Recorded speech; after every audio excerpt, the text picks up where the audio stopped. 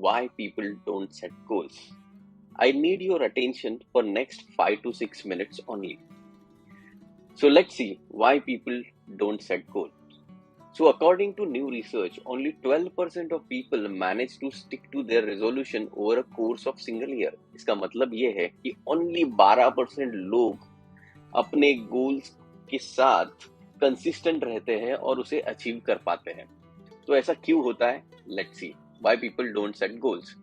तो सबसे पहला reason है lack of belief. People don't believe that they can achieve significantly more than they are currently achieving. लोग ये मानते ही नहीं है कि जो अभी वो कर रहे हैं, अभी उनका जो रिजल्ट है उससे ज्यादा वो कर पाएंगे. Next reason, setting the wrong goals. तो काफी टाइम लोग गोल जो सेट करते हैं वो रॉन्ग होता है, बिकॉज वो गोल सेट करते हैं जो उनके फैमिली ने उन्हें बोला है, जो उनके बिजनेस पार्टनर ने या उनके स्पाउस ने इन्हें बोला है. Third reason, previous disappointments. तो हो सकता है उन्होंने इसके पहले कुछ गोल सेटिंग ट्राई किया हो, उसका रिजल्ट उनको नेगेटिव आया होगा, या उसका फियर ऑफ एम्बैरेसमेंट और कंपैरिजन विद अदर्स कि उन्होंने उनका गोल अचीव कर लिया, आप नहीं कर पाए. तो ये डिसअपॉइंटमेंट भी रीजन हो सकता है जिसकी वजह से लोग गोल सेट नहीं करते. नेक्स्ट, फियर एक ऐसी चीज है जो हमें कुछ भी चीज अलग करने से रोकती है.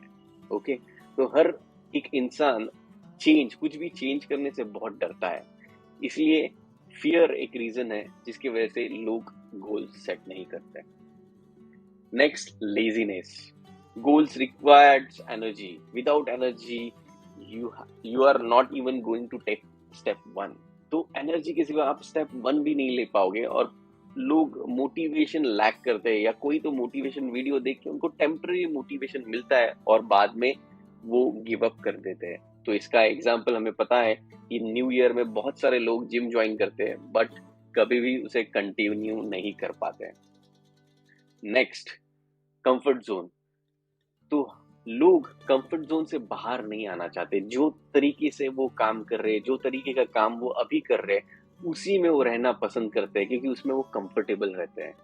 और कंफर्ट जोन छोड़ना उनके लिए अनकंफर्टेबल होता है. लेकिन हमेशा याद रखना कि if you keep doing same work then you will get same result. अगर आप एक ही तरीके से काम करते रहोगे तो आपको एक ही तरीके के रिजल्ट मिलेंगे. तो ये कुछ रीजंस हैं जिनके वजह से लोग गोल सेट नहीं करते. लेकिन कुछ लोग होते हैं जो सेट करते हैं बट वो गिव अप करते हैं. तो why people give up on goals? तो ये एक्सप्लेन करने के लिए मैं आपको एक इमेज दिखाता हूँ. ये इमेज में 2 पार्ट्स बताए हैं. एक है कॉन्शियस माइंड, दूसरा है सबकॉन्शियस माइंड. तो हमारे माइंड के ये मेजर 2 पार्ट्स हैं. तो हम लोग जो भी काम करते हैं उसके कुछ फंक्शंस कॉन्शियस माइंड के होते हैं, कुछ फंक्शंस सबकॉन्शियस माइंड के होते हैं.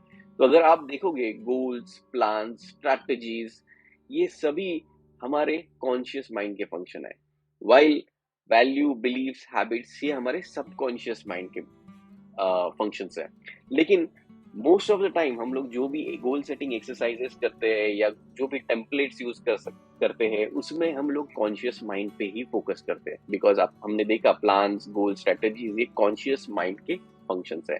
लेकिन डीप ट्रांसफॉर्मेशन कोचिंग जो होता है ये आपकी सबकॉन्शियस माइंड पे काम करता है. तो इसीलिए कहा जाता है deeper you go the greater the transformation. तो मैं एक्सप्लेन करता हूँ एग्जैक्टली कैसे. तो डीप ट्रांसफॉर्मेशन में क्या होता है हम लोग देखते हैं. तो आपने जब सबकॉन्शियस के फंक्शंस देखे, सबकॉन्शियस माइंड के, तो उसमें बिलीफ ये भी उसका एक फंक्शन था. तो समझो आप कुछ बिलीव करते हो कि ये मैं कर सकता हूँ या फिर मैं ये नहीं कर सकता हूँ, ये आपकी बिलीफ है. लेकिन फिर भी किसी ने आपको गोल मोटिवेट किया और आपको गोल सेट करने के लिए इंसिस्ट किया और आपने वो गोल सेट कर दिया. लेकिन आप बिलीव करते हो कि मैं अगर ये चीज नहीं कर सकता, तो उससे होता क्या है, आपकी बिलीफ आपका पोटेंशियल डिसाइड करती है. आपका पोटेंशियल आपके एक्शंस डिसाइड करता है और आपके एक्शंस आपको रिजल्ट देते हैं. और वो रिजल्ट के वजह से आपकी वापस बिलीव बिल्ड हो जाती है. तो अगर आप मानते हो अगर आप कुछ नहीं कर सकते लेकिन फिर भी आपने उसका गोल सेट कर दिया, तो अकॉर्डिंगली आपके एक्शंस जो रहेंगे वो पूरे इनफ नहीं होंगे और रिजल्ट भी आपको जो मिलेगा वो 100% नहीं मिलेगा. तो उसके वजह से आपका बिलीफ और स्ट्रांग हो जाएगा कि हम ये नहीं कर सकते. तो इसीलिए हम लोग जब एक्शन एक्शन एक्शन पे फोकस करते हैं तो हमें रिक्वायर्ड रिजल्ट नहीं मिलते। तो हमें फोकस करना है बिलीफ के ऊपर, या जो भी सबकॉन्शियस माइंड के फंक्शंस है इन्हीं चीजों के ऊपर, और उसके साथ जब हम लोग काम करते हैं, जिसे हम लोग डीप ट्रांसफॉर्मेशन कोचिंग बोलते हैं, तो आपको 100% रिजल्ट मिलते हैं। ऐसी एक स्टडी है, हार्वर्ड एमबीए बिजनेस स्कूल की स्टडी है, जिसमें उन्होंने 3 ग्रुप ऑफ स्टूडेंट्स के ऊपर एक रिसर्च किया। एक ग्रुप जिन्होंने बिल्कुल भी गोल सेट नहीं किया था, दूसरा ग्रुप जिनके दिमाग में सिर्फ वो गोल था कि हमें क्या अचीव करना है, और थर्ड ग्रुप जिन्होंने रिटर्न फॉर्मेट में साइंटिफिक मेथड से गोल सेट किए थे।